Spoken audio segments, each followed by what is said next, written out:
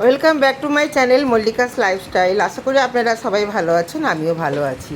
আজকে একটু আচার বানাবো। হাজব্যান্ড আর মেয়ে খুব ভালোবাসে মিষ্টি আমের আচার। তো হাজব্যান্ড বাজার থেকে আম নিয়ে এসেছিলো। আমগুলো আমি সকালবেলায় কেটে জলে ভিজিয়ে রেখেছিলাম। গোটা গোটা আম বোটাগুলো কেটে দুপুরবেলায় পিস পিস করে কেটে নুন হলুদ মাখিয়ে রেখে দিয়েছিলাম।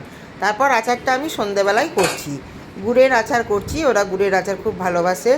তারপরে একটা মশলা করে নিলাম, পাঁচফোড়ন, মৌরি, শুকনো লঙ্কা, এগুলো দিয়ে ভালো করে একটু কাঠকয়লায় ভেজে গুঁড়ো করে এই যে আচারটা হয়ে গেল। গ্যাস অফ করে আমি এখন ওই মশলাটা ছড়িয়ে দিলাম।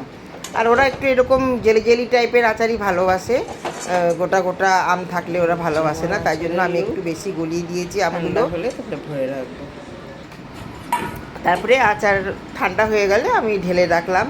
যদিও আমি দুদিন পর ভিডিওটা করছি, আচার অনেকটাই শেষ হয়ে গেছে। তো এই হচ্ছে আমার আচার। ভিডিওটি কেমন লাগলো, যদি ভালো লেগে থাকে অবশ্যই like comment share and subscribe করে দেবেন। ধন্যবাদ।